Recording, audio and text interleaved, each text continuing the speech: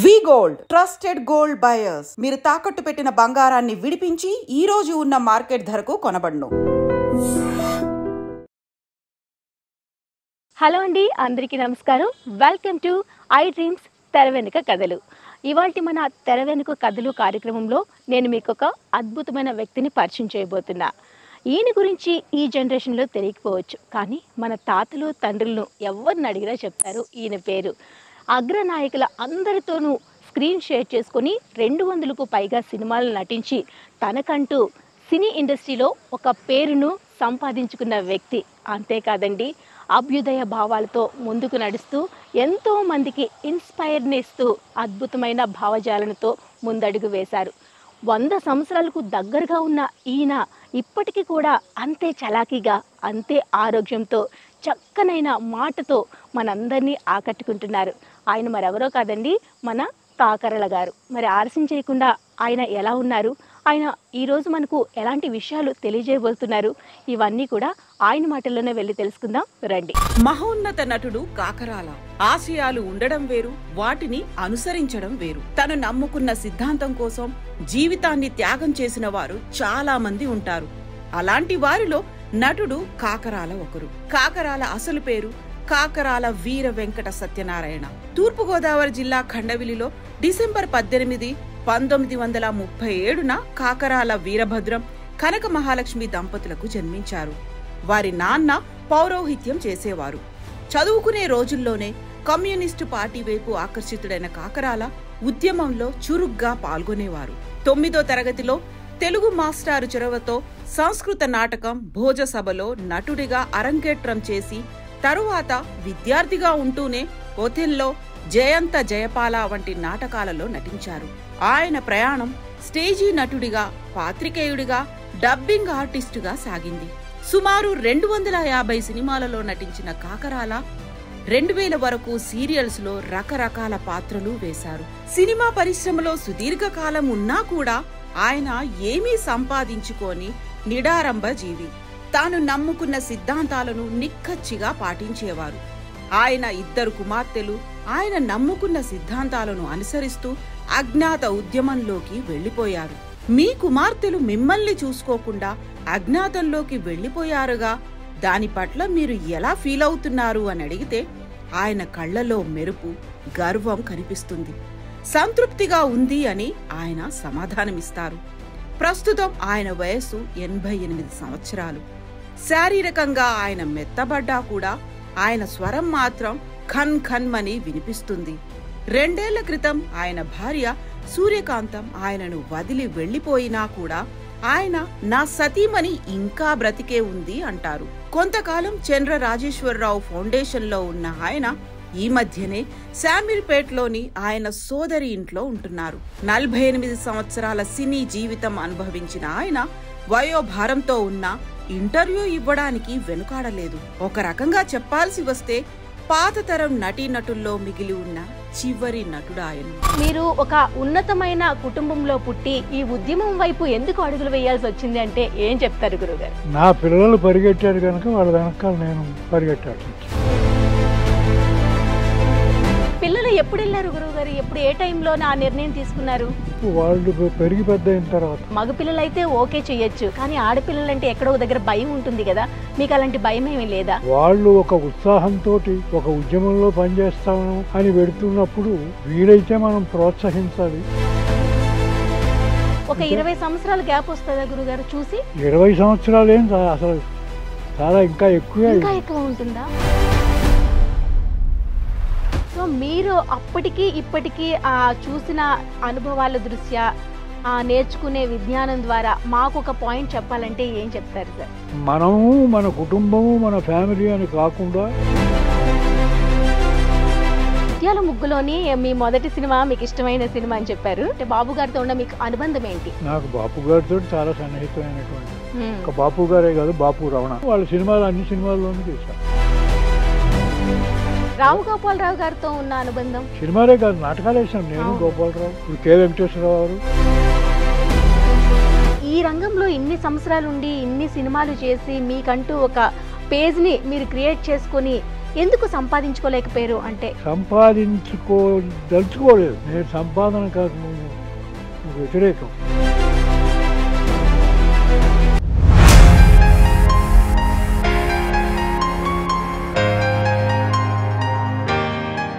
నమస్తే గురుగారు. నమస్కారం అమ్మా. ఎలా ఉన్నారు సార్? బాగానే ఉన్నాను. మిమ్మల్ని కలుసుకోవడం నాకైతే చాలా చాలా చాలా సంతోషంగా ఉంది గురుగారు. చాలా మంచిది. చాలా అదృష్టంగా ఫీల్ అవుతున్నాను. రైట్ గురుగారు, మీ గురించి ఇన్ఫర్మేషన్ గ్యాదర్ చేసిన తర్వాత నాకైతే చాలా చాలా ఇన్స్పైరింగ్గా అనిపించింది. మీ గురించి విన్నాక మిమ్మల్ని ఎప్పుడు చూద్దామో అనిపించింది. గురుగారు, మీ సినీ జర్నీ అంతా చూసుకుంటే ఎన్నో ఒడిదుడుకుల మధ్య సాగిందనే చెప్పుకోవాలి టోటల్గా. అసలు మీరు ఒక ఉన్నతమైన కుటుంబంలో పుట్టి ఈ ఉద్యమం వైపు ఎందుకు అడుగులు వేయాల్సి వచ్చింది అంటే ఏం చెప్తారు గురుగారు? ఎందుకు అడుగులు వేయాల్సి వచ్చింది అంటే, నా పిల్లలు పరిగెట్టారు కనుక వాళ్ళ వెనకాల నేను పరిగెట్టాల్సి వచ్చింది. ఓహో, ఈ నిర్ణయం ముందు నుంచి మీకు లేదు, పిల్లలు పుట్టిన తర్వాత వచ్చింది? పిల్లలు పుట్టారు, పిల్లలు పుట్టి వాళ్ళు వెళ్ళాక వాళ్ళతో పాటు నేను వెళ్ళాల్సి వచ్చింది. ఓకే, పిల్లలు ఎప్పుడు వెళ్ళారు గురువుగారు? ఎప్పుడు, ఏ టైంలో ఆ నిర్ణయం తీసుకున్నారు? వాళ్ళు పెరిగి పెద్ద అయిన తర్వాత ఫస్ట్ మీకు చెప్పిన తర్వాత మీ ఫీలింగ్ ఏంటి? ఎందుకు ఇద్దరు ఆడపిల్లలు, మగపిల్లలు అయితే ఓకే చేయొచ్చు, కానీ ఆడపిల్లలు అంటే ఎక్కడో దగ్గర భయం ఉంటుంది కదా, మీకు అలాంటి భయం ఏమీ లేదా? అలాంటి భయం నాకు మొదటి నుంచి లేదు. తర్వాత వాళ్ళు ఒక ఉత్సాహంతో ఒక ఉద్యమంలో పనిచేస్తాము అని పెడుతున్నప్పుడు వీలైతే మనం ప్రోత్సహించాలి, లేకపోతే ఊరుకోవాలి. అంతేగాని తండ్రిగా శాసనాలు చేయడం అనేది మంచిది కాదని నా ఉద్దేశం. గురుగారు, అంటే ఈ రోజులు ఏంటంటే ఆడపిల్లలు పుట్టారు అంటే వాళ్ళకి చదివిపించాలి, మంచి జాబ్ చేయాలి, తర్వాత పెళ్లి చేయాలి. ఇది సమాజంలో నడుస్తున్న ఒక థీమ్ అని చెప్పాలి. మరి దీనికి వ్యతిరేకంగా ఒక ఉద్యమంలోకి అడుగులు వేస్తారంటే ఒక తండ్రిగా ఏదో ఒక మూల కొంచెం భయం ఉంటుంది. మీకు ఆ భయం కూడా ఎప్పుడు కలగలేదా? కలగలేదమ్మా. కలగలేదు. ఏం చేద్దంటే నేను మొదటి నుంచి ఉద్యమానికి సింపథైజర్ని. ఉద్యమంలో పని చేయకపోవచ్చు, ఉద్యమం పట్ల సింపతి ఇస్తున్నవాడిని. ఓకే, అంచేత నాకు అవి. కానీ ఈ టైంలో 90 సంవత్సరాలకు దగ్గరగా ఉన్న మీరు ఇప్పుడు పిల్లల అవసరం చాలా ఉంటుంది, చాలా గుర్తుకొస్తూ ఉంటారు. ఈ టైంలో మనం వాళ్ళ దగ్గర ఉంటే ఆ సంతోషమే వేరేగా ఉంటుంది. మరి ఇలాంటప్పుడు మీకు ఎప్పుడైనా అనిపిస్తుందా? నాకు అనిపించలేదు. ఎంచేతంటే వాళ్ళే ఇనిషియేటివ్ తీసుకుని వెళ్ళినప్పుడు ఇంకా వాళ్ళు చేసే పనుల్లో వాళ్ళు సక్సెస్ అవుతుంటే సంతోషించడం, వాళ్ళకి ఏమైనా ఇబ్బందులు కలుగుతుంటే బాధపడడం జరుగుతూ ఉంటుంది అంతే. ఓకే, అంతకి తప్పించి వాళ్ళని శాసించడం, వాళ్ళని చేయడం అది పద్ధతి కాదు అని నా ఉద్దేశం. వస్తుంటారా గురువుగారు ఇక్కడికి మిమ్మల్ని చూడటానికి? లేదు. ఎన్ని సంవత్సరాలు అయింది చూసి మీరు? చాలా కాలం అయింది. కొంచెం ఇంచుమించు నేను అబూజ్మట్ దాకా కూడా లోపలికి వెళ్ళి కూడా వాళ్ళని చూడలేకపోయాను. ఎంచేతంటే యుద్ధ పరిస్థితులు. ఆ యుద్ధ పరిస్థితుల్లో మనం వాళ్ళని చూడడానికి వెళ్ళడం, చూద్దాం అనుకోవడం, అది వాళ్ళకి అది ప్రమాదమే, మనకి ప్రమాదమే. ఒక 20 సంవత్సరాల గ్యాప్ వస్తుందా గురుగారు చూసి? 20 సంవత్సరాలు ఏం అసలు చాలా ఇంకా ఎక్కువ ఉంటుందా? అంటే ఈ టైంలో మీ పిల్లలు మీ దగ్గరకు వచ్చినా మీరు గుర్తుపట్టడం కొంచెం కష్టమేమో? గుర్తుపట్టగలను. అదే గుర్తుపడతారా? గ్రేట్ గురుగారు. ఎంచేతంటే వాళ్ళ లిటరేచర్ నా దగ్గర ఉంది, వాళ్ళు రాసినటువంటి కవిత్వం నా దగ్గర ఉంది. ఇవన్నీ వాళ్ళతోటి టచ్లో ఉన్నాను, అంతేగాని దూరంగా ఉన్నానని టచ్లో లేకపోవడం అనేది లేదు. ఫోన్లో మాట్లాడుతూ ఉంటారు? ఫోన్లో కాదు, అలాంటివి ఉండవు. అంటే వాళ్ళు రాసిన పుస్తకాలు ఒక కాపీ నా దగ్గర ఉంటుంది, ఇప్పటికీ నా పక్కన ఉంటాయి ఇప్పటికీ కూడా. ఓకే, అది మీరు చిన్నప్పటి నుంచి కూడా పుస్తకాలు చదవడంలో ఎక్కువ ఆసక్తి చూపించేవారు. అవునండి. మరి దీన్నే వృత్తిగా తీసుకొని ఒక స్టాండర్డ్గా ఒక మంచి జాబ్లో స్థిరపడి ఉండుంటే నా లైఫ్ ఇలా ఉండేది కాదేమో అనిపించిందా ఎప్పుడైనా? ఎప్పుడు అనిపించలేదు. అంటే ఎప్పుడు మీరు తీసుకునే నిర్ణయాలు పర్ఫెక్ట్ అని మీరు డిసైడ్ అయిపోయిన తర్వాతే తీసుకుంటారు నిర్ణయం, లేక మీరు తీసుకునే నిర్ణయం పర్ఫెక్ట్గా ఉంటుంది కాబట్టి నేను తీసుకుంటాను అనుకుంటారా? అదేం లేదు, అది వాళ్ళు తీసుకున్న నిర్ణయం పర్ఫెక్ట్ కనుక వాళ్ళని నేను సమర్థిస్తున్నాను కనుక వాళ్ళ పురోభివృద్ధిని కోరుతూ నేను వాళ్ళ వెనకాల ట్రావెల్ చేయడమే మంచిదని ఇప్పుడు దాకా ట్రావెల్ చేస్తున్నాను. మీలాంటి వాళ్ళు నేను అరుదుగా ఉంటారు, అసలు సమాజంలో ఉండరనే చెప్పాలి. చాలా కష్టమైన పరిస్థితి, ఇలా ఒక పిల్లల ఆశయాల్ని గుర్తించి గౌరవించి ముందుకు నడిపించడం అనేది చాలా కష్టంతో కూడుకున్న పని. అయినా మీరు ఆ పని చేశారు ఒక తండ్రిగా.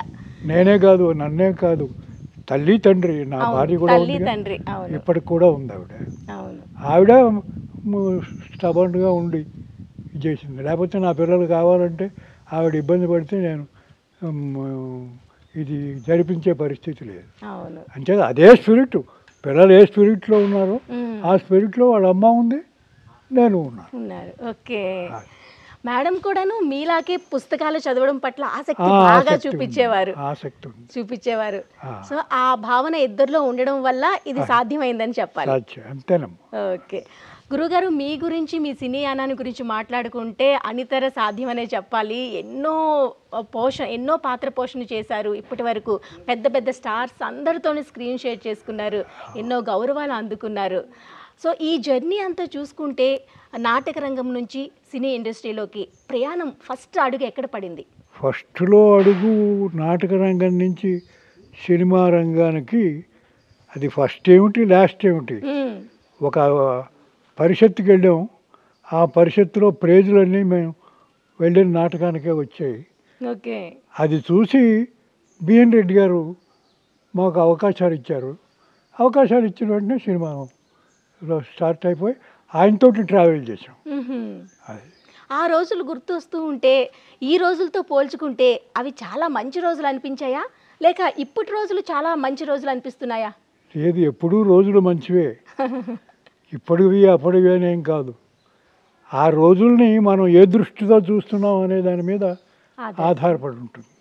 అప్పుడులో టెక్నాలజీ తక్కువ ఉండేది, అవకాశాలు తక్కువ ఉండేవి అంటారు. ఈ రోజుల్లో ప్రతి ఒక్కరిని అవకాశం వెతుక్కుంటూ రావచ్చు టాలెంట్ ఉంటే. ఆ రోజుల్లో చాలా కష్టం ఉంటుంది. అది పీరియడ్కి సంబంధించి ఆరంభ దశలో ఒకలా ఉంటుంది, అన్ని ఫెసిలిటీస్ వచ్చిన తర్వాత ఒకలా ఉంటుంది. అంచేత ఇప్పుడున్నటువంటి క్వాలిటీ అప్పుడు లేకపోవచ్చు. అవును, నా ఉద్దేశంలో ఒక విధంగా క్వాలిటీ కూడా అప్పుడే ఉంది, క్వాలిటీ ఒక విధంగా తగ్గిపోతుంది ఇప్పుడున్న పరిస్థితుల్లో. సరే, అది వారు వేరే టాపిక్ అవుతుంది. అంచేత నా ఉద్దేశంలో సినిమాకి సంబంధించి నన్ను బిఎన్ రెడ్డి గారు ఆకర్షించి వదిలిపెట్టలేదు. నన్ను అసిస్టెంట్ డైరెక్టర్గాను, నటుడుగాను ఎన్ని విధాలు ఉపయోగించుకోవాలో అన్ని విధాలు ఉపయోగించుకుని ఆయనతో కూడా నన్ను తీసుకెళ్ళారు. అన్నీ నేర్చుకున్నారు. అసిస్టెంట్ డైరెక్టర్గా మేము ఈ విషయం ఆ విషయం అని కాకుండా, అంచేత ఆ విధంగా నాకు టెక్నీషియన్ గాను అనుభవం ఉంది, ఎక్స్పీరియన్స్ ఉంది. నటుడుగాను ఎక్స్పీరియన్స్. ఏది సంతృప్తినిచ్చిందంటే ఏం చెప్తారు? రెండు సంతృప్తినిచ్చాయి, రెండు సైమల్టేనియస్గానే జరిగాయి కూడా. అదొకసారి ఇదొకసారి అని కాదు. అవును. సో ఇన్ని రంగాల్లో ఇంత అనుభవం ఉండి ఈ సుదీర్ఘ ప్రయాణంలో మీకంటూ మీరు ఏం సాధించారు అంటే ఏం చెప్తారు గురుగారు? నాకంటూ నేను ఏమి సాధించాను అంటే, సాధించడం ధన రూపం కాదు, చైతన్య రూపంగా. ఇవాళకి ఉద్యమానికి సంబంధించిన పెద్ద నాయకులు నా దగ్గరకు వచ్చి గౌరవించి మాట్లాడి వెళుతున్నారంటే ఇది అచీవ్మెంటే కదా.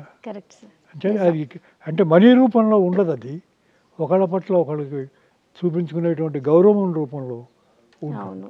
నిన్నగాక మొన్న వచ్చి వెళ్ళారు వాళ్ళందరూ, నన్ను వచ్చి చూసి వెళ్ళారు. అలాగే రోజు నాతోటి ఫోన్లో మాట్లాడే వాళ్ళు ఉన్నారు, ఉద్యోగానికి సంబంధించిన వాళ్ళు.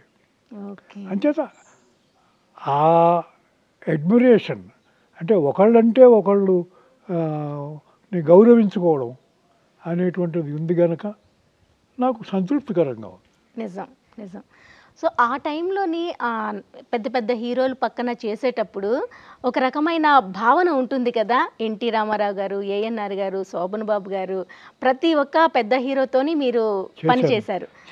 ఆ టైంలో ఎలా ఉండేది సార్? ఆ ప్రౌడ్నెస్ అనేది గర్వంగా ఉండేదా?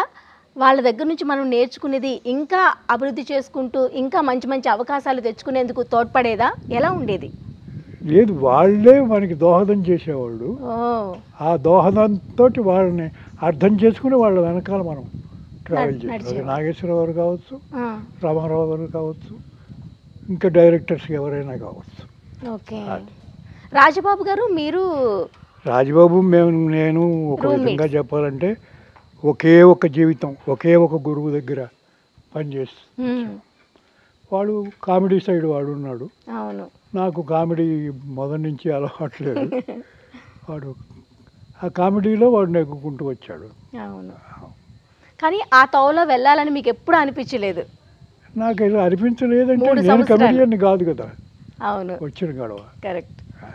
ఓకే. నేను సీరియస్ మనిషిని. అవును. కానీ నేను కామెడీ రోల్స్ చేశాను. అది ఎలా అనిపిస్తుంది సార్? అన్ని వైవిధ్యభరితమైన పాత్రలు పోషించేటప్పుడు ఆ ఆర్టిస్ట్కి వచ్చే సంతోషం వేరే ఉంటుంది కదా. అది చెప్పలేంది, ఇది అని చెప్పలేంది. ఎంచేదంటే ఒకే దర్శకుడి దగ్గర అనేకమైన పాత్రలు పోషించేటువంటి అవకాశం వచ్చింది నాకు. అవును. కానీ సార్ దీనికి అప్పటి రోజుల్లోని మనకి జ్ఞాపక శక్తి అవన్నీ చాలా ఎక్కువ దోహదపడేవి. ఎందుకంటే కొంచెం డైలాగ్ తప్పు చెప్పితే సైడ్కి వచ్చేసేయండి, ఇంకొకరిని పెట్టుకుందాం అనే రోజులు. చాలా మంది కాంపిటీషన్ ఉండేది. ఈ రోజుల్లోనే ఒక డైలాగ్ చెప్పాలంటే 10 మంది ప్రాంప్టర్ చేసే వాళ్ళు ఉంటున్నారు. సో ఇప్పటికి అప్పటికి రోజులు వయసు చూసుకుంటే చాలా తేడా ఉంది.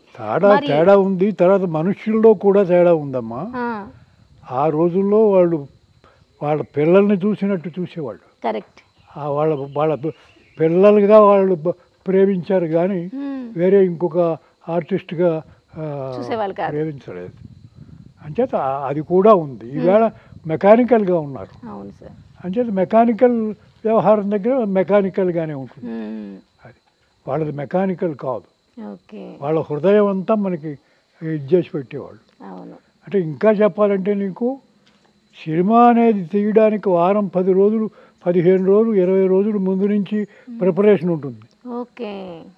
అంతటి పెద్ద ఆయన సీన్ ఎలా తీయాలి అనేది రాసుకుని మేము అక్కడ వస్తే మాకు అందరికీ చదివి వినిపించి ఎలా ఉంది అని మా అభిప్రాయం అడిగేవాడు. బాగుంది అమ్మా, బాగుందని చెప్పేవాడు. అంటే నేను ఇక్కడ ఉన్నది ఏమిటంటే పెద్ద చిన్న అని కాదు. ఇది దీంట్లో ఉన్నటువంటి టెక్నిక్ ఏమిటంటే మనం చెప్పిన తర్వాత ఇది బాగుందండి, చాలా బాగుంది అని అన్నా ఆయన మళ్ళీ ఇంటికి వెళ్ళి భోజనం చేసి కాస్త రెస్ట్ తీసుకుని మళ్ళీ ఆలోచించి మళ్ళీ మొత్తం మార్చుకుని వచ్చి మళ్ళీ వచ్చినప్పుడు మళ్ళీ ఇదిగో నేను ఇలా మార్చాను చూడండి అని మళ్ళీ అంటే మనని ప్రవోక్ చేసి మన చేత మాట్లాడించి దాని నుంచి మళ్ళీ ఆయన డెవలప్ అయ్యి రాసి మళ్ళీ వచ్చి ఇది మళ్ళీ ఇలా నేను మార్చాను, ఎలా ఉంది చూడండి అని చెప్పేవారు. అంటే చెప్పరు అసలు. మామూలుగా ఇప్పుడు డైరెక్టర్స్ ఎవరు అవసరం లేదు. అంటే ఒక వాళ్ళ తోటి స్నేహితులతో మాట్లాడినట్టు ఉండేవాళ్ళు.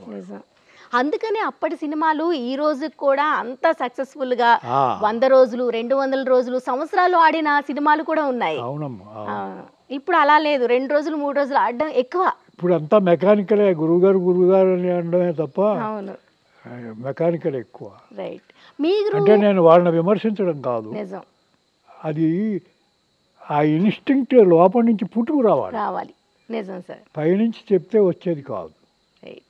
ఇది వచ్చిన తర్వాత డైరెక్టర్స్ అంతా కూడా I'm the captain of the ship అంచేత మీరు నాకు పడి ఉండాలి. వాళ్ళు అసలు అలా ఆలోచించలేదు పూర్వ దర్శకుడు. మీరు నటించిన మూవీస్లో మీకు నచ్చినది బాగా మనసుకు హత్తుకునే సినిమా అంటే ఏం చెప్తారు? అన్నీ నాకు నచ్చినవి. బాగా మనస్ఫూర్తిగా మీ భావనకు దగ్గరగా ఉండే సినిమా? భావనకు దగ్గరగా ఉండడం అంటే రంగుల రాట్నం అని ఒక సినిమా వచ్చింది. అది మొదటి సినిమా. నాకు అదే బాగుంది. Cinema okay.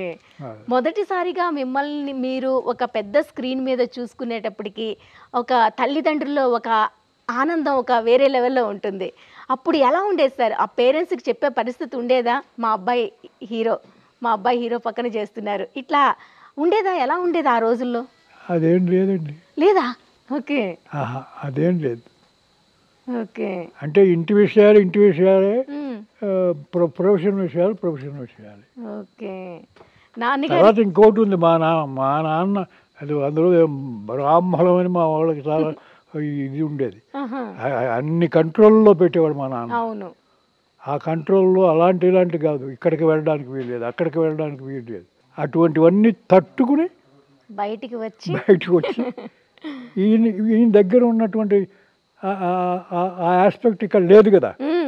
పెద్దవాడైనా సరే ఆయన ధోరణి మారట్లేదు. ఇంటిమేట్గా తనలోకి తీసుకుని ఇది చేస్తున్నాడు. అవును. అంచేత అటువంటి చోట మనకి ఇంకా ఇదే ప్లేస్ ఉండదు. లేదు.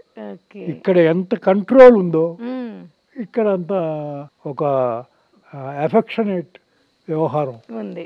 ఉంది. ఓకే. సూపర్. మీతో పెరిగిన అన్నదమ్ముల పరిస్థితి ఎలా ఉంటుంది సార్? అంటే వాళ్ళు కూడా మీలాంటి ధోరణితోనే ఆలోచించేవాళ్ళా? లేకుంటే వాళ్ళ అభిప్రాయాలు ఎలా ఉండేవి? వాళ్ళ అభిప్రాయాలు వాళ్ళకే ఉంటాయి. అంటే మీరు వాళ్ళతో షేర్ చేసుకునేవాళ్ళా? చెప్పేవాళ్ళా అప్పట్లో అన్నదమ్ములతో? అన్నదమ్ములతో చెప్పడం అవి అలవాటు ఏం లేదు. ఓ! ఎంచేతంటే సినిమా నాకు అవసరం కానీ వాళ్ళకి అవసరం కాదు. ఓకే. వాళ్ళు ఏదో ఉద్యోగాలు చేశారు, బాటాలో చేశారు, ఇంకో చోట చేశారు. వాళ్ళ ఉద్యోగాలు వాళ్ళకు ఉన్నాయి. అలాగే మా మేనరుడు కూడా వాడి ఉద్యోగాలకి వాడికి ఉన్నాయి. వాడి పద్ధతిలో వాడు ఉండేవాడు. ఒకళ్ళు వీడు కలిసి వచ్చింది.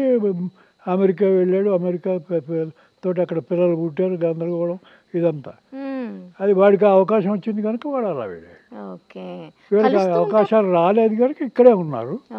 వాళ్ళ పరిమితుల్లో వాళ్ళు చేసుకుంటూ వచ్చారు. కలుస్తూ ఉంటారా సార్ అన్నదమ్ములు ఎవరైనా? రోజు కలుస్తాం. అంటే మా తమ్ముడు ఈ మొబైల్ ఫోన్లకి రోజుకు ఒకసారి అందరినీ కలుపుతాడు. అంటే అమెరికాలో ఉన్న వాళ్ళని వీళ్ళని అందరినీ తీసుకొచ్చి కలపచ్చు. అలా ఒకసారి కలుపుతాడు. ఆ విధంగా అందరం కనీసం రోజుకి ఒకసారి అక్కడ ఉన్నవాళ్ళు ఇక్కడ ఉన్నవాళ్ళు అందరూ కలిసి ఒక చోట మాట్లాడుకుంటారు, కలిసి మీట్ అయ్యి మాట్లాడుకున్నట్టుగా. అందరూ ఉన్నారా సార్? ఉన్నారు, బ్రదర్స్ అంతా అందరూ ఉన్నారు. ఓకే, చాలా సంతోషం.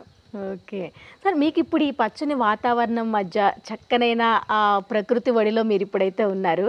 సో ఎలా అనిపిస్తుంది ఈ టైంలోని? దీన్ని మీరు ఎలా ఎంజాయ్ చేస్తున్నారు? ఈ వాతావరణాన్ని ఇక్కడ ఒంటరిగా ఉంటున్నామని ఫీలింగ్ ఉందా? లేకుంటే లేదు, ఒంటరిగా ఉంటున్నామని ఫీలింగ్ ఏం లేదు. తర్వాత ఇక్కడ పెద్ద అట్మాస్ఫియర్. అవును, ఇదంతా మావాడి ఆర్గనైజేషన్కి సంబంధించింది. అంచేత ఇక్కడే కాదు, నేను మా వాడు ఒక్కొక్కప్పుడు బెంగళూరు వాడి దగ్గరికి తీసుకెళ్ళి అక్కడ బెంగళూరులో అక్కడ కూర్చొని తోచదు కదా, అక్కడ కిటికీలోంచి మొత్తం అట్మాస్ఫియర్ అంతా చూస్తూ కూర్చుని కాలక్షేపం చేయడం, అక్కడ అలా గడిచిపోయింది. అలా ఒక్కొక్క చోట ఒక్కొక్క విధంగా. కానీ ఎప్పుడు ఒంటరిని అనే ఫీలింగ్ అయితే రాదు. అది రాలేదు. Great sir, great. రాలేదు. ఈ తరం వాళ్ళకి ఈ ఒంటరితనం అనేది చాలా కష్టమైన పరిస్థితి, తట్టుకోలేని బాధ ఇలా ఉంది. సో మీరు అప్పటికి ఇప్పటికీ చూసిన అనుభవాల దృష్ట్యా నేర్చుకునే విజ్ఞానం ద్వారా మాకు ఒక పాయింట్ చెప్పాలంటే ఏం చెప్తారు సార్? ఏం చెప్పడం అంటే, మనము మన కుటుంబము మన ఫ్యామిలీ అని కాకుండా ఈవేళ జరుగుతున్నటువంటి పరిణామాల్లో ఏ ఉద్యమం మనుషుల్ని పట్టించుకుని వాళ్ళని పైకి తీసుకురావడానికి, వాళ్ళ జీవితాలని పైకి తీసుకురావడానికి ప్రయత్నిస్తుందో దాని వెనకాల వెళ్ళడం మంచిది. ఓకే, బాగా చెప్పారు. ఆరోగ్యంగా ఉండడానికి ఏం చేస్తూ ఉంటారు గురువుగారు? మీరు ఇప్పుడు ఎలాంటి నియమాలు పాటిస్తూ ఉంటారు? ఏమీ లేదు. రోజు ఆరోగ్యం అనేది తిండికి సంబంధించిన వ్యవహారమే తప్ప ఇంకంతకన్నా నేను ఆలోచించేది ఏమీ లేదు. ఇప్పటికి నాకు వచ్చిన అనారోగ్యం కూడా అయింది. అదే స్పష్టంగా మాట్లాడగలుగుతున్నారు, స్పష్టంగా వినిపిస్తుంది, చిన్నగా అడుగులు వేస్తున్నారు. ఇవన్నీ కాక ఇప్పుడు నాకు చివరి దశ అంటే మొత్తం మనిషి పీరియడ్ 100 years, నాకు 100 years పూర్తయిపోయాయి. మీరు పూర్తయిపోయావు? అదే కదా చెప్తుంటా. అవునా? నేను ఇప్పుడు అడిగితే 90 సంవత్సరాలు అన్నారు. అదే 90 అంటే దగ్గరికి వచ్చేసినట్టే. ఇంకా 10 ఉంది గురువు గారు. 90 అంటే దగ్గరికి వచ్చేసినట్టే కదా. 10 ఉంది అంటే 90 సంవత్సరాలు వచ్చినా నాకు జీవితానికి లొంగి అయ్యో అనేటువంటి బాధలు లేవు నాకు. కరెక్ట్. ఎంచేత లేవు అంటే ఈ ఎన్విరాన్మెంటు, మా తమ్ముళ్ళు అందరూ కలిసి ఒకళ్ళకొకళ్ళు సహకరించుకోవడం, ఒకళ్ళ గురించి ఒకళ్ళు ఆలోచించుకోవడం, ఈ ప్రాసెస్ ఒకటి కంటిన్యూ అవుతూ వస్తుంది కనుక ఓకే నాకు ఆ ఇబ్బంది, ఆ ఆరోగ్యంగా ఉండగలుగుతున్నారు. గ్రేట్. అన్ని రకాల ఫుడ్ తీసుకుంటారా లేకపోతే లిమిటెడ్ గానే ఇంత తీసుకోవాలి అన్నట్టు ఎలా ఉంటుంది? మాంసాహారం తప్ప అన్నీ తింటానమ్మా. ఓకే. నాకు మాంసాహారం మీద అంటే మాంసాహారం తినలేదని కాదు, రేరుగా అవును ఎవరైనా ఇష్టపడి వచ్చిన గొడవ ఏంటంటే ఇప్పుడు చేప ఉందనుకో, అది సరిగ్గా తిరగకపోతే ముళ్ళు లోపలికి వెళ్తే మనిషి పని అయిపోతుంది. అంచేత అవి నాకు అలా వాటిని తీసి ఒలిచి పెడితే మాంసాహారం కూడా తినడం నాకు ఇష్టమే. ఓకే. అది గురువుగారు, పుస్తకాలు నుంచి నేర్చుకున్న నాలెడ్జ్ కంటే అనుభవంతో నేర్చుకున్న పాఠాలకు చాలా విలువ ఉంటుంది. మీ దగ్గర నుంచి మేమైతే ఎంతో నేర్చుకోవాలి. అది ఎంత నేర్చుకున్నా ఇంకా తక్కువే. ఈ ఎపిసోడ్లో మ్యాక్సిమం మాకు వీలైనంత ఇన్ఫర్మేషన్ని తెలుసుకోవడానికి ప్రయత్నిస్తున్నాము. తప్పకుండా మీరు అడిగిన దానికల్లా నేను సమాధానం చెప్తాను. మరి అదే చెప్తున్నాను, మీ అనుభవం ద్వారా మాకు ఈ జనరేషన్కి ఇవ్వాల్సిన ఏదైనా ఒక సూచన అంటే ఏమిస్తారు? నేను సూచన అంటే నేనేమి అలా చెప్పడం కష్టం కూడా. ఎలా ఉండాలంటారు? 3 జనరేషన్లు చూశారు మీరు. అవును. ఈ జనరేషన్లో ఇలా ఉంటే మంచిది, ఇలా ఉంటే నడుస్తుంది, ఇలా ఉండకూడదు, అదేది శాసించి చెప్పకూడదమ్మా. ఎవరికి వాడు తెలుసుకోవాలి. గురుగారు మీరు గమనించారు కదా, అప్పటికి మీరు 1935లో పుట్టినప్పుడు ఆ టైంలోనే కదా గురుగారు? 1937లో ఉండే తీరు ఇప్పుడుకి చాలా చాలా చాలా చాలా మార్పులు వచ్చేసాయి. ఆడవాళ్ళు బయటకు వచ్చే పరిస్థితి లేదు అప్పట్లో. అమ్మగారిని మీరు గమనించినట్లయితే ఇట్లా అంతా ఇంట్లోనే ఉండాలి, బయటికి కనిపించకూడదు, ముసుగు వేసుకునే వెళ్ళాలి, ఉండేవి చాలా కట్టుబాట్లు ఉండేవి. అది తర్వాత మీ వైఫ్ దగ్గరికి వచ్చేసరికి కొంచెం మారింది. కొంచెం మీతో పాటు సమానత్వం అంత రాకపోయినా ఎంతో కొంత పుస్తకాలు చదవడం వరకైనా వచ్చింది అది. తర్వాత మీ పిల్లల వరకు వచ్చేసరికి అది పూర్తిగా మారిపోయిందని చెప్పాలి. సో ఈ చేంజెస్ని మీరు చూసారు కాబట్టి ఈ జనరేషన్కి ఎలా ఉంటే మంచిదంటారు? ఎలా ఉంటే అంటే ఇప్పుడు ఇలాగని ఖచ్చితంగా చెప్పడం కష్టం అమ్మా. జరుగుతున్న పరిణామాన్ని బట్టి, దేశ పరిస్థితిని బట్టి ఏది ప్రోగ్రెసివ్ కాదు అని నిర్ణయించుకుని ప్రోగ్రెసివ్ని వెనకాల మనం వెళ్ళాలి, ప్రోగ్రెసివ్ కాని దాన్ని వ్యతిరేకించాలి. ఓకే. అంటే సమానత్వం ఓకే అంటారా? మహిళకు గౌరవాన్ని ఇవ్వడం ఓకే, ఎక్కువైపోతుంది అని చాలామంది ఒక భావన ఉంది చాలా మందిలో. అది పొరపాటు. ప్రజలకి ఎక్కువైపోవడం ఏమి ఉండదు. వాళ్ళంతటా వాళ్ళకి ప్రవోకై పుట్టాలి కానీ ఇలా ఉండాలి అని ఎవరు శాసించకూడదు, శాసించలేము. ఓకే.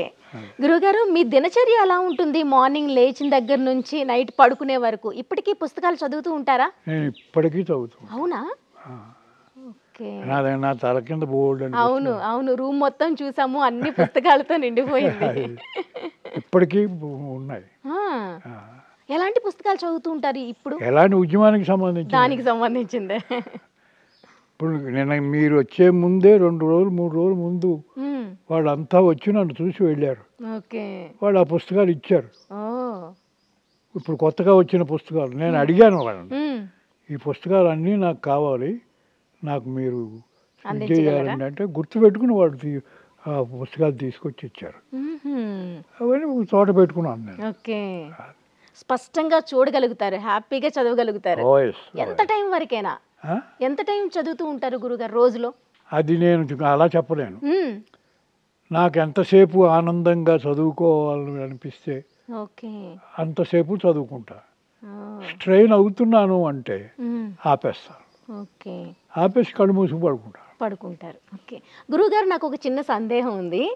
ఈ టైంలోని నలుగురితో మాట్లాడుకుంటే వచ్చే ఆనందం వేరు అంటారు. నలుగురు కలిసి మాట్లాడాలి రోజంతా. మనతో పాటు ఒక వ్యక్తి 10 మంది వ్యక్తులు ఉంటే కనుక వాళ్ళతో మన మనసులో ఉండే బాధ కానీ సంతోషాన్ని కానీ పంచుకుంటే ఇంకా హ్యాపీగా ఉండగలుగుతాం అంటారు. ఇది నిజమేనా? లేక కరెక్టే. నిజమే. మరి పుస్తకాలతోనే మీరు ఎక్కువగా గడుపుతుంటారు. మనుషులు లేరు కనుక అదే అంటున్నాను. ఆ భావన మాత్రం ఎప్పుడు కలగలేదు. ఆ భావన ఎప్పుడు కలగలేదు. మనుషులు ఉంటే మనుషులే. ఓకే. ఏదంటే అది లైవ్ లైవ్ కాంటాక్ట్. అది అవును. పుస్తకాలు లైవ్ కాంటాక్ట్ కాదు, మెంటల్ అది. ఓకే. మీకు ఎప్పుడైనా పుస్తకం రాయాలి అనిపించిందా ఎప్పుడైనా? ప్రస్తుతం అంటే నాకు వచ్చిన గొడవ ఏంటంటే రాయడం అనేది నాకు చాలా కష్టతరమైనటువంటి విషయం. ఎంతో ఆలోచిస్తేనే కానీ రాయలేను. చదవడం అంటే అనర్గళంగా చదివేస్తాను. ఓకే. ఇక రాయక తప్పని పరిస్థితి వస్తూ ఉంటుంది. అప్పుడు మాత్రం ఉదాహరణకి మొన్న వచ్చినప్పుడు వాళ్ళు మాట్లాడుతుంటేనే వాళ్ళు చెప్పే విషయాలు నేను నోట్ చేసుకుని మీరు చెప్పిన విషయాల్లో ఇప్పుడు ఇంతవరకు నేను నోట్ చేసుకున్నాను, ఇక మిగిలినవి మీరు ఇచ్చే పుస్తకాలు చదివిన తర్వాత అది ఇది కలిపి నా ఫీలింగ్ ఏమిటి, నా ఉద్దేశం ఏమిటి అనేది మీకు నోట్ చేసుకుని చెప్తాను అని చెప్పాను. గురువుగారు, ఇంత నాలెడ్జ్ని మైండ్లో పెట్టుకొని ఇన్ని సంవత్సరాలు వచ్చిన మతిమరుపు అనేది లేకుండా దాన్ని గుర్తు పెట్టుకోగలుగుతున్నారంటే దానికి కారణం ఏంటి? కారణం ఏమి లేదు, కాంటాక్ట్ ఖచ్చితంగా పుస్తకాలతోటి మనుషులతోటి కాంటాక్ట్ ఉండబట్టే. ఓకే. లేకపోతే వదిలేస్తే మనకి అది దాని ఇష్టం వచ్చినట్టు పరిగెడుతుంది. అది అందులో బ్రెయిన్ అనేది దాని మనోవేగం. అవును. ఆ మనోవేగంతో ఎక్కడికో ఊరికే అర్థం లేని ఆలోచనలతోటి వెళ్ళిపోతుంది. ఆ అర్థం లేని ఆలోచనలకి తావి ఇవ్వకపోవడమే మంచి మనుషులు చేయగలిగిన పని. సూపర్ సార్, చాలా బాగా చెప్పారు. బయట ప్రపంచం దీనికి భిన్నంగా ఉంది. అది అందుకనే చాలా మతిమరుపు 60 నుంచే స్టార్ట్ అవుతుంది. చాలా చాలా చాలా సమస్యలు కూడా బయట పీడిస్తున్నాయి. మనిషి మోకాల నొప్పులు, పొట్ట నొప్పులు, తింటే అరగకపోవడం, జీర్ణం అవ్వకపోవడం, అన్ని చాలా సమస్యలతో సఫర్ అవుతున్నారు. దాని అన్నిటికీ ఒకటే సొల్యూషన్ అంటే మీరు చెప్తారు, బ్రెయిన్ ని ఎప్పుడు కూడాను ఆలోచన పరంగా యాక్టివ్గా ఉంచాలి. ఓకే. ముత్యాల ముగ్గులోని మీ మొదటి సినిమా మీకు ఇష్టమైన సినిమా అని చెప్పారు.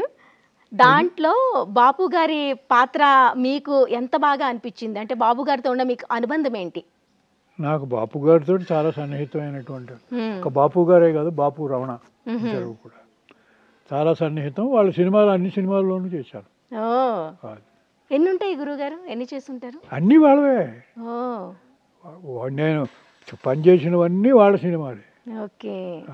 కానీ మీరు ఎవరితోని అంత అంటే సినిమా అవకాశం కావాలని అడిగేవాళ్ళు కాదు, అడిగేవాళ్ళు కాకపోయినా మీకు ఆ రోజుల్లో బిజీగానే ఉండేవాళ్ళు. అదే వాళ్ళంతటా వాళ్ళే ఇచ్చారు. ముఖ్యంగా అదే బాపు గారి సినిమాలే ఎక్కువ. అంచేత ఆయన అంతటా ఆయనే పిలిచి వచ్చి సరదాగా పాత్రలో ప్రవేశించండి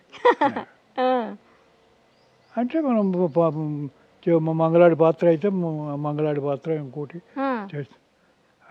అలాగా ఎన్నో సినిమాలు వాళ్ళవే ఎక్కువ ఉన్నాయి. అసలు డైలాగులు గుర్తున్నాయా గురువు గారు మీకు? ఏదైనా ఒక డైలాగ్ గుర్తులేవు అప్పట్లో? ఓకే, కష్టం. ఓకే. రావు గోపాలరావు గారితో ఉన్న అనుబంధం? ఇదే రావు గోపాలరావు గారితో ఉన్న అనుబంధమే ఈ అనుబంధం అంతా. ఆయన నటుడుగా, అవును, నేను నటుడే, ఆయన నటుడే. ఆయన సీనియర్ నటుడు, నేను ఫాలోయర్. ఓకే. ఓకే. తర్వాత మేము నాటకాలు, సినిమాలే కాదు నాటకాలు వేసాను నేను, గోపాలరావు, ఇప్పుడు కె వెంకటేశ్వరరావు గారు, వీళ్ళందరితోటి నేను నాటకాలు కూడా వేశాను. ఓకే. నాటకానికి సినిమాకి గల తేడా అంటే ఏం చెప్తారు గురుగారు? ఏముంటుంది తేడా? ఏముంటుందంటే నాటకం డెలిబరేట్గా ఉంటుంది, సినిమా పరోక్షంగా ఉంటుంది. ఓకే. నాటకం అనుభవం అనేది మనకి నిలబడిపోతుంది. ఓహ్! అదే సినిమాకి వచ్చేటప్పటికి మనకి నాటకం నిలబడిపోయినట్టుగా అవునా? ఆహా! ఇది సినిమా జ్ఞాపకం ఉండదు. అది. కానీ సినిమా అనేది ప్రతి ఒక్కరికి గుర్తుండిపోతుంది, నాటకాలు మర్చిపోతారు అంటారు కదా గురుగారు? నా ఎక్స్పీరియన్స్ అది కాదు. ఓకే. ఓకే. నాటకాలే ఎప్పటికీ గుర్తుండిపోయే అంశం నాటకాలే. నాటకాలు ఓకే. మిమ్మల్ని మీరు ఈ సినీ రంగానికి కాకపోయింటే దేనికి అంకితం అయ్యేవారు? దేనికే అయ్యేవాడినో చెప్పలేను కానీ ఈ సినిమా రంగానికి రాకపోతే నేను పురోహితుడిని అయ్యేవాడిని. అవునా? ఎంచేతంటే ఆ కుటుంబంలో పుట్టాను కనుక. అవును. ఓకే. మీరు దేవుణ్ణి బాగా నమ్ముతారా గురువుగారు? నేను పురోహితుడిని అయ్యాను కనుక దేవుడిని నమ్మట్లేదు. దేవుడు ఉన్నాడు అనేది నాకు నమ్మకం లేదు. లేదు అసలు. ఇప్పటి వరకు మిమ్మల్ని నడిపించింది అంటే అది మీ స్వయం కృషి అంటారా? ఎక్కడ కూడా దైవ లీల, దైవ ఆజ్ఞ అన్నట్టు మీరు అనుకోవట్లేదా? నేను అనుకోవట్లేదు. ఓకే. అదృష్టం అనేది లేకుండా లైఫ్ సాగిందంటారా? అదృష్టమా? అదృష్టం అంటే ఏమిటి? అదృష్టము కంటికి కనిపించకుండా జరిగేది అని, అంతేగాని అంతకన్నా అదృష్టం ఏమీ లేదు. చేత అదృష్టం అంటే మనకు తెలియకుండా కొన్ని కలిసి వస్తూ ఉంటాయి. ఆ కలిసి వచ్చిన అదృష్టం అని అనుకుంటూ ఉంటాం, అంతేగాని అదృష్టం అనేది వేరే ఏమీ లేదు. మీ లైఫ్లో జరిగిన సంఘటనల్లో మీకు దేవుడిపై నమ్మకం లేదు కాబట్టి మీకు ఏదైనా కలిసి వచ్చిన అంశం అంటే ఏం చెప్తారు? ఏదైనా వీళ్ళ త్రూ నాకు కలిసి వచ్చింది అంటే, వైఫ్ కావచ్చు, పిల్లలు కావచ్చు, ఇట్లా. అది కలిసి వచ్చిన అంశం అంటే కలిసి వచ్చిన అంశమే, ఇంకో ప్రత్యేకం ఇంకా మీకు మనస్ఫూర్తిగా అనిపించాలి. అదే మనస్ఫూర్తిగా అనిపించడమే. నాకు పిల్లలు అందొచ్చారు, పిల్లలు కలిసి వచ్చారు, వాళ్ళ వెనకాల నేను ట్రావెల్ చేశాను. ఓకే. అంచేత అది ప్రత్యేకం నేను పిల్లలకి చేసింది లేదు, చెప్పింది లేదు. వాళ్ళు ముందుగా వెళుతూ ఉంటే వాళ్ళ వెనకాల నేను ట్రావెల్. ఏం చదువుకున్నారు పిల్లలు? ఒక్కటి అని ప్రత్యేకంగా నేను చెప్పలేను. వాళ్ళు సొంతంగా స్వతంత్రంగా చదువుకున్నారు. అప్పుడు మీరు ఎక్కడ ఉండేవారు గురువుగారు? పిల్లలు చెన్నైలోనేనా? ఒక్కొక్కప్పుడు చెన్నై, ఒక్కొక్కప్పుడు అంటే హైదరాబాద్ అన్నది చివరికి వచ్చింది. ఓకే. అంతకుముందు ఎక్కువ కాలం మద్రాసులోనే ఉన్నాం. ఓకే. ఎక్కువ కాలం మద్రాసులోనే. ఓకే. మీకు ఎన్ని భాషలు వస్తాయి? నాకు ఏ భాష సరిగ్గా రాదు. అన్నీ దాన్ని ఏమంటాం, మిక్సింగ్. అంటే తమిళ్, అసలు కన్నడ మొత్తం అన్నీ కలిపి ఒక గంపగోళ కషాయం. అంటే మనకి భాషలు రానప్పుడు ఏం చేస్తామంటే ఇది అది ఇది కలిపి మిక్స్ చేసేస్తూ ఉంటాం, అక్కడ కమ్యూనికేట్ చేయడానికి ప్రయత్నిస్తాం. ఇక్కడ కమ్యూనికేషనే ప్రధానం. అవును. మనం చెప్పాలన్నటువంటి తాపత్రయమే ఎదరవాడికి అర్థమయ్యేటట్టు చేస్తుంది. అది భాష అర్థమయ్యి కాదు. ఆ విధంగా భాష ఏది నాకు సక్రమంగా నేర్చుకోలేదు, వచ్చి రానట్టు. ఓకే. ఓకే. మీరు ఎన్ని భాషల్లో చేసుంటారు గురుగారు? తెలుగు ఒక్కటేనా, ఇంకా తమిళ్లో కూడా నటించారా? నటించడం వేరమ్మా. డబ్బింగ్ చెప్పారు కదా? డబ్బింగ్ చెప్పాను. డబ్బింగ్ చెప్పడం మామూలే, ఇతర భాషల నుంచి తెలుగు భాషకి డబ్బింగ్ చెప్పడం. ఓకే. కానీ ఈ తమిళ్ వీటిలో ఇది చేయడం అనేది డే టు డే వ్యవహారానికి కూడా ఇది ఉండాలి కనుక అన్నీ కలిపి కొట్టరా కావేటరంగా అని అన్నీ కలిపే నేను చేసుకుంటూ వాళ్ళని అండర్స్టాండ్ చేసుకుంటూ వెళ్ళాను. ఓకే. వాళ్ళు గొప్పవాళ్ళు, నాకన్నా సీనియర్స్ ఉన్నవాళ్ళు, నాకు అవకాశాలు ఇచ్చిన వాళ్ళు ఉన్నారు కనుక వాళ్ళందరూ కూడా ఈ గంపగోళ్ళ కషాయపు భాష అర్థం చేసుకుని నాకు దోహదం చేశారు. పెద్దవాళ్ళు, వాళ్ళు చాలా గొప్పవాళ్ళు.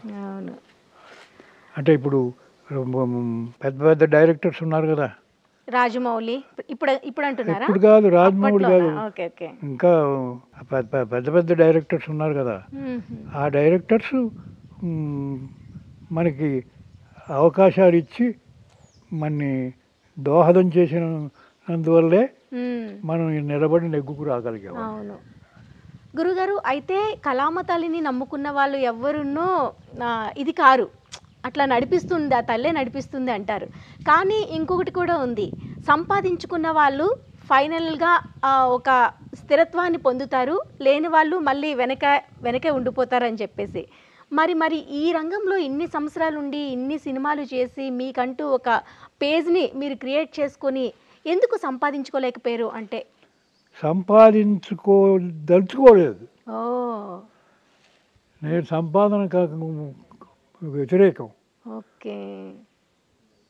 ఇప్పుడు నా ఏదొచ్చినా ఒకే ఒక అకౌంట్, అది నా భార్య పేరు మీద ఉంది ఇప్పటికీ, అంతే.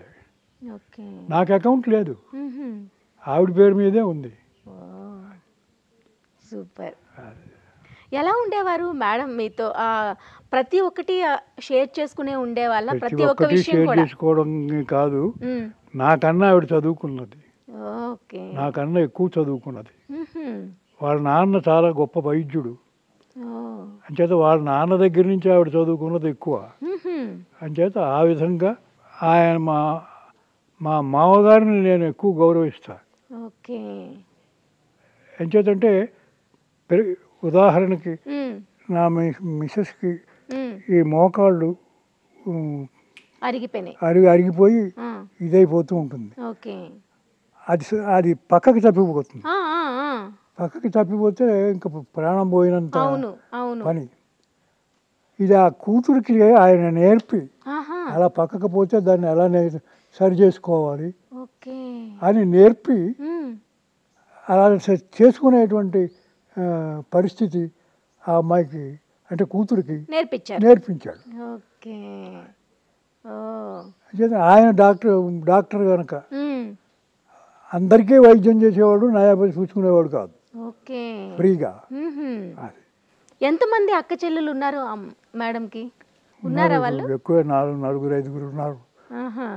వాళ్ళంతా కూడా ఇప్పుడు విజయనగరంలో, ఎక్కువగా విజయనగరంలో కాన్సన్ట్రేట్ అయ్యారు. విజయనగరంలో కాన్సన్ట్రేట్ అయి ఉన్నారు. మేము అప్పుడప్పుడు అటువైపు వెళ్ళినప్పుడు వాళ్ళని కూడా, అటు వెళ్ళినప్పుడు వాళ్ళని కూడా చూస్తాం. సూపర్. ఈ సినీ రంగంలోని మీరు మర్చిపోలేని వ్యక్తి, ఎవరికైనా రుణపడి ఉన్నాను, ఈ మనిషి త్రూ నేను వచ్చాను ఇండస్ట్రీకి, మర్చిపోలేను, ఎవరికైనా కృతజ్ఞత భావంతో నేను ఒక థ్యాంక్స్ చెప్పాలి అంటే ఎవరికి చెప్పుకుంటారు? బిఎన్ రెడ్డి గారే. బిఎన్ రెడ్డి గారు. ఓకే. ఆయన లేకపోతే మీరు లేరు, అంతే కదా. అన్ని విషయాల్లోనూ బిఎన్ రెడ్డి గారే నాకు పుత్ర సమానంగా చూశాడు. అన్ని వేషాలు తనే దగ్గరుండి నా చేత చేయించాడు. అంచేత బిఎన్ రెడ్డి గారే నాకు తల్లి, తండ్రి, గురువు, దైవం అన్ని. మంచిదమ్మా, అదే మాట. అవును గురువుగారు. అలానే రిగ్రెట్ ఫీల్ అయ్యే, అంటే అయ్యో నేను ఈ తప్పు చేసి ఉండకపోతే బాగుండేదే అని మీకు ఎప్పుడైనా ఈ ఇన్ని సంవత్సరాల జర్నీలో వెనక్కి తిరిగి చూసుకుంటే అనిపించిందా? నాకు లేదమ్మా. లేదు. Great sir, great. కోపం అనేది వస్తుందా మీకు? నార్మల్గా కోపం ఉంటుందా మీకు? కోపమా? నాకున్న కోపం చాలా ఎక్కువ. అవునా? ఎటు వచ్చి నా కోపాన్ని ప్రదర్శించాను.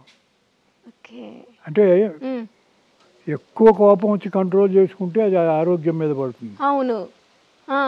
అంచేత కోపం వచ్చినప్పుడు నేను రిలాక్స్ అయిపోయి చదువుకోవడానికో లేకపోతే ఇంకో పని చేయడానికో ఇంకో పని మీదకి డైవర్ట్ చేసేస్తుంటాను. Okay okay. అంతే తప్ప ఎవరిపైన ప్రదర్శించరు. ప్రదర్శించాలి. సో ఇప్పుడు మేము ఈ జనరేషన్ తెలుసుకోవాల్సిన బెస్ట్ పాయింట్ ఏంటి అంటే ఇదే అని చెప్పాలి.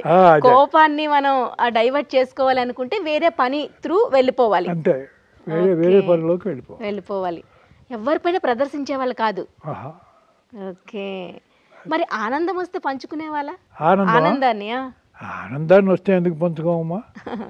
ఆనందంతో మనకి అభిమానంగా ఉండేవాళ్ళు అందరితోటి పంచుకుంటాం. ఓకే. సినిమా ఇండస్ట్రీ మీకు ఏమిచ్చింది అంటే ఏం చెప్తారు? సినిమా ఇండస్ట్రీ నాకు ఏమిచ్చింది అంటే మనుషులను అర్థం చేసుకోవడం ఇచ్చింది. అంతకుముందు నాకు మనుషులను అర్థం చేసుకునే శక్తి లేదు. సినిమా ఇండస్ట్రీలో వచ్చిన తర్వాతే అవగాహన వచ్చింది. అది అనుభవపూర్వకంగా వస్తుంది కాబట్టి. అనుభవపూర్వకంగా అనండి, వాళ్ళు మనకి ఇచ్చిన అవకాశాలతోటి మన పట్ల వాళ్ళు చూపించిన అభిమానం కూడా దాని వెనక ఉంటుందని నేను ఓకే. లేకపోతే అందరికీ మొత్తం ఏడాది పొడుగునా అందరికీ ఉండాలి అంటే చూడాలని లేదు కదా. అవును. నేను ఏడాది తీస్తాను సినిమా, వీడు ఏడాది పొడుగునా ఎలా ఉంటాడు, ఎలా బతుకుతాడు అని ఆలోచించి ఆయన చూసేవాడు. అంచేతే ఎక్కువ క్యారెక్టర్స్ ఇచ్చి ఆ డబ్బులు ఏదో రూపంలో మనకి వచ్చేలా చేసేవాడు. అంచేత అంటే వాళ్ళ కన్నతల్లి మనసు. అవును. బిఎన్ రెడ్డి గారిది కన్నతల్లి మనసు. అంటే మీకు ఒకలా చెబితే మీకు అర్థమవుతుంది. ఆయన సినిమాలో ఎస్వి రంగారావు రౌడీ వేషం వేశాడు. దాంట్లో ఒక ఆడపిల్ల బురదలో ఆడుకుంటుంది. ఆ బురదలో ఆడుకోవాల్సి వచ్చేటప్పటికి దానికి ఎలర్జీ వచ్చింది. ఆ బురదలో నేను దిగి ఆడుకోరుంది. ఏం చేయాలో తోచలేదు. వెంటనే బజారుకి మనిషిని పంపించి మంచి గంధం పొడి ప్యాకెట్స్ని తీసుకొచ్చి దానికి మట్టి రంగు వచ్చేటట్టుగా కలిపి ఆ మట్టి రంగు వచ్చిన తర్వాత అది వాసన ఇప్పుడు సుగంధ వాసన వస్తుంది కదా, ఆ వాసన దానికి చూపించి ఇప్పుడు దిగి పని చేస్తావా అంటే అప్పుడు దిగి పని చేస్తాను. అంటే ఆర్టిస్ట్ విషయంలో ఎంత అంటే ఆర్టిస్టు ఫేస్ ముఖం మీద తెర మీద కనిపిస్తుంది. కరెక్ట్. వాడు డిస్టర్బ్ అయింది అంటే పిల్లగారు పెద్దవాళ్ళు కానీ డిస్టర్బ్ అయ్యారు అంటే మొత్తం ఆవేళ మొత్తం షూటింగ్ అంతా దెబ్బతిన్నట్టే లెక్క. అంచేత వాళ్ళు డిస్టర్బ్ అవ్వకుండా ఉండడానికి ఇలాంటివన్నీ చేసేవాడు. ఖర్చు అయినా సరే మంచి గంధపు రంగు గల మట్టి తీసుకొచ్చి దానికి పూసి ఇప్పుడు చేస్తావా అంటే చేస్తాను. ఆ విధంగా దాని చేత చేయించుకున్నాను. బంగారు పాపలో చాలా అంత ఓపికగా చేయించుకునే వాళ్ళు కూడాను. అదే నేను అనేది, ఆ ఓపికే ఉండాలి డైరెక్టర్. అవును. కసిరేస్తారు కొంతమంది డైరెక్టర్స్. కసిరేస్తే వాళ్ళు బ్యాఫిల్ అయిపోతారు. మళ్ళీ మనకు అనుకూలంగా రారు. మరి మీకు ఇష్టమైన దర్శక నిర్మాతలు ఉన్నారా? బిఎన్ రెడ్డి కాకుండా మీకు ఇష్టమైన దర్శక నిర్మాతలు బిఎన్ రెడ్డి గారు కాకుండా? అయ్యో ఉన్నారు, ఎందుకు లేరు, చాలా మంది ఉన్నారు. ఎవరు అంటే ఎల్వి ప్రసాద్ గారు, వీళ్ళంతా కూడా చాలా పెద్ద డైరెక్టర్స్. వాళ్ళందరూ వాళ్ళందరూ అంటే నాకు అభిమానమే. ఓకే, గ్రేట్ గురువు గారు. మీరిచ్చే ఈ అమూల్యమైన ఇన్ఫర్మేషన్ మాకు నిజంగా చాలా చాలా చాలా హ్యాపీనిచ్చింది. ఎందుకంటే మీ దగ్గర నుంచి మేము నేర్చుకున్నది చాలా విషయాలు ఉంటాయి, కానీ ఈ ఒక ఎపిసోడ్లో అంతా మీ లైఫ్ జర్నీ అంతా ఒక్క రోజులో తెలుసుకోవడం కష్టం. కాకపోతే చిన్నగా తెలుసుకునేందుకు ప్రయత్నించాం. మీ లైఫ్లో జరిగిన ఈ ఎక్స్పీరియన్స్ బట్టి నాకైతే అర్థమైంది ఏంటంటే, ఓపికగా సహనంగా ముందుకు అడుగులు వేసుకుంటూ వెళ్తే ఏదో ఒక రోజు సక్సెస్ అనేది డెఫినెట్గా సాధ్యపడుతుంది. అదే కరెక్ట్. కరెక్ట్. అంతేకాకుండా దైవం తర్వాత సపోర్ట్ చేస్తుంది, మనమంటూ స్వయం కృషిగా ఒక అడుగు ముందుకు వేయాలి తప్పకుండా. ఈ రెండు ఉంటే కనుక ఆటోమేటిక్గా గెలుపు సాధ్యం అవుతుంది. Okay, thank you so much గురువు గారు. మీకు ఎంత ఓపికగా మేము అడిగే ప్రశ్నలకు అన్నిటికీ సమాధానం చెప్పి మీ అమూల్యమైన సమయాన్ని మాతో కేటాయించి ఇన్ని విశేషాలు షేర్ చేసుకున్నందుకు చాలా సంతోషంగా ఉంది. ధన్యవాదాలు గురువు గారు. అలాగే మీకు కూడా కృతజ్ఞతలు.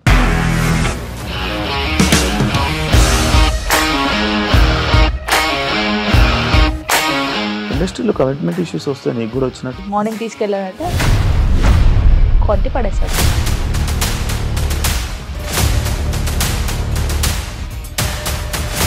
ఒక్కళ్ళు కూడా చూడలేదు ఈ సినిమా అని చెప్పడానికి కూడా చాలా ధైర్యం కావాలి. అది నిజం కదా, దాంట్లో ధైర్యం ఏంటి? ఇది నెక్స్ట్ డే ప్లేట్ మార్చేస్తే తప్పు కదా. As of now we're comfortable this అని నేను అనుకుంటున్నాను. రష్మిక గారిది మీది ఒకే ఊరు అంట కదా. నీకు కోపం వచ్చిందంటే బాగా తిట్టేత్తరా? తిట్టేద్దామండి. నిజంగా గేమ్ ని ఎలా చేంజ్ చేయగలిగారు? ఏపీఎస్ఎఫ్సి వాళ్ళకి 6 నెలల్లో నేను 6 లక్షలు కట్టా. బిజినెస్ చేయాలనుకుంటే it is as difficult as riding a tiger.